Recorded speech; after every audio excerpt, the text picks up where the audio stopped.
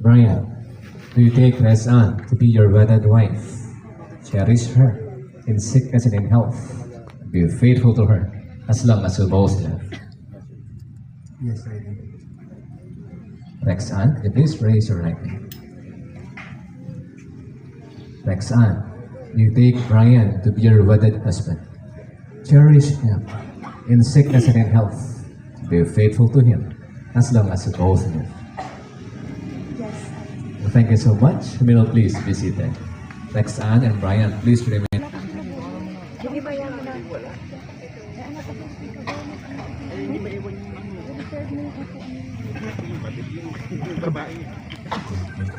Ay, tita Pans, lalagay mo doon. Ay, ayun pala.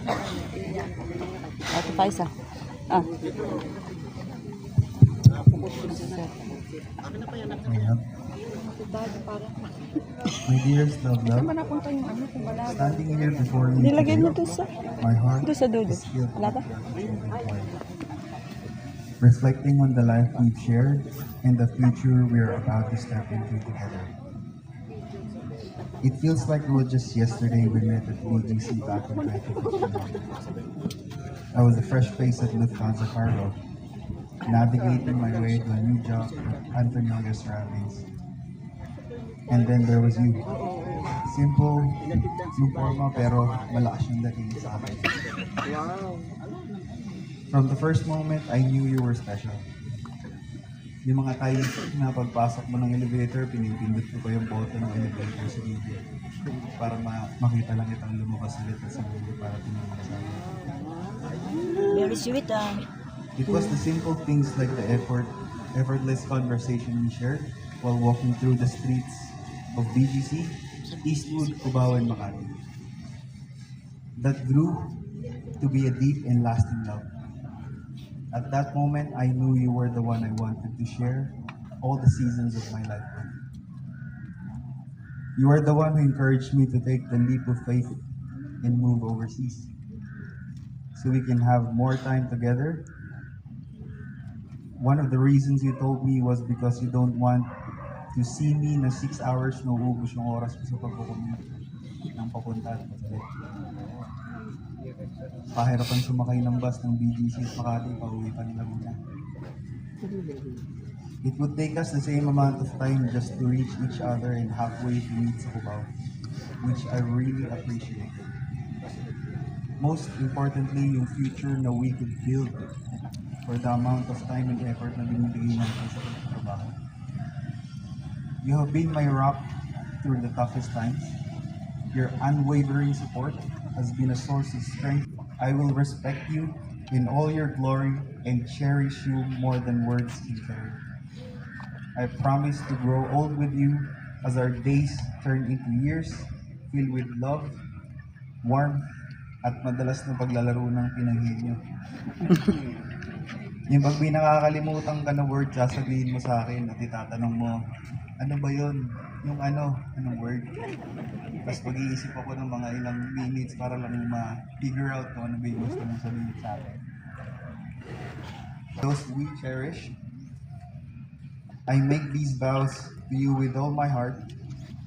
With every beat, it sings a song with your name. May our love be timeless, infinite, and enduring, filled with warmth, laughter, and a vow to always, above all, love each other fiercely. Now and forevermore, I'm yours with all my love. Palakpakan po ang Diyos.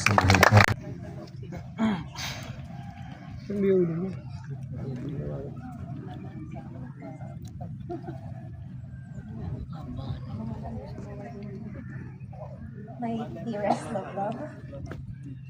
Our love story took almost 10 years and finally we're here in front of God and everyone who are part of our lives, witnessing that will be coming on in just a few more minutes. I just want to share how we started. The moment you came into my life is just like a movie. Since mayabang ka naman, alam niyo lahat yun, di ba? So ito, iyayabang ko na. Iyayabang ko na mayabang ka talaga. So, alam ng friends, families, and relatives natin. Pero, may pagyayabang naman kasi talaga siya. Hindi siya talaga nagpapadaig. Actually, he was popular in our office because he was courted by one of our key officers. He received a lot of gifts from him.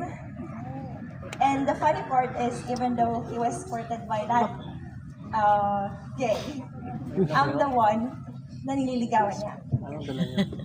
Everybody sees, especially our Lufthansa cargo family, a lot of gifts, surprises that I didn't expect from him. Sa office, araw-araw akong may food sa table, and take note, this is not a repeated food. Also, these foods are not the usual food that I brought at work since everyone knows in the office that I'm very petite person. So alam din yun ng mga family ko and friends. Simple lang, something that will make me full is enough, but you change. Magaling Violeta. Talagang pinag-effortan mo.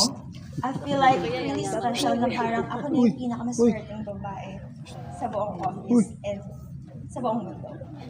The killing factor of our colleagues brought me and you to get closer.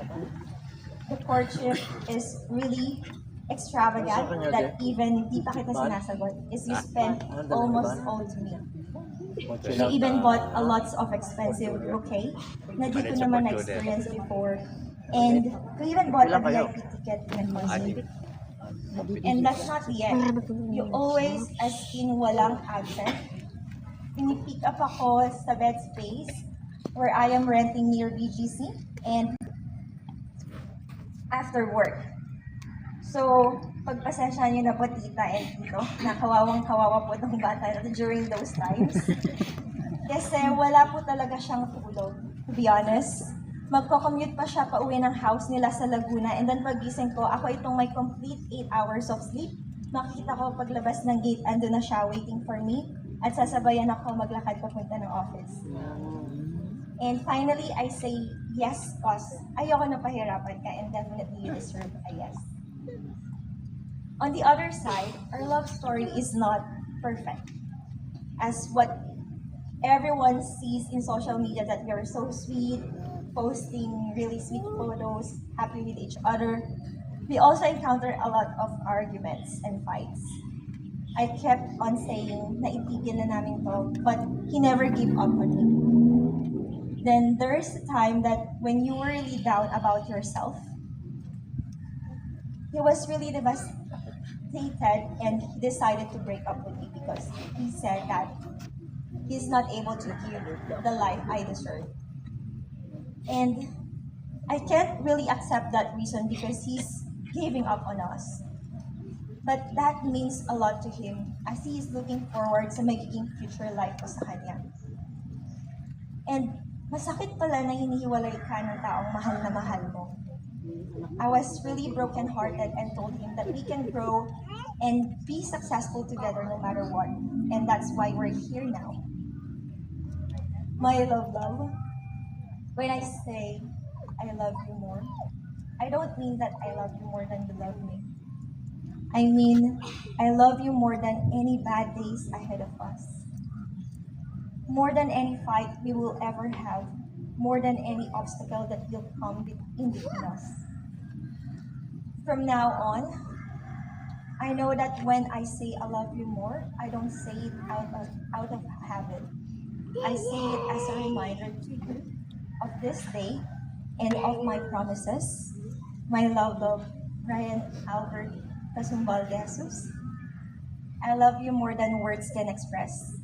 And I promise to love you for all days of my life. Today, in front of our cherished family, friends, I vow to you I promise to cherish every smile, every laugh, and every moment we share. I promise to stand by your side through all of life's ups and downs, offering unwavering support and love. Love, love, you are my heart's true home, my safe haven. I promise to nurture the bond we share, to listen with an open heart, and to always communicate with kindness and understanding. I vow to celebrate your victories, to comfort you in times of sorrow, and to be your biggest supporter in all your dreams and aspirations. Together, we will create a life filled with love, laughter, and endless adventures. I promise to honor and respect you, to grow with you, and cherish the love we have built. You are my forever love, and I'm eternally grateful for the love shared. Today, I choose you, love, now and forever, as my partner, my love, and my best friend, and even as my always enemy. I love you so much, love.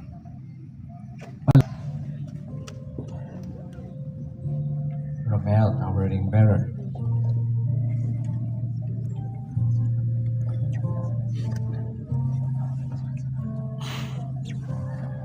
Brian and Lexa. The ring is a symbol of the love you have for each other. Its unending circle represents the eternal quality of God's love and your love. Let us pray. Bless, O Lord, the giving and receiving of these rings. May Brian and Alexa grow in their knowledge of your presence through their loving union. May the simple circle of these rings become the symbol of their endless love and serve to remind them to be faithful, loving, and kind to each other. This we ask in the name of the Father, and of the Son, and of the Holy Spirit. Amen. Brian, place the ring to bride's finger.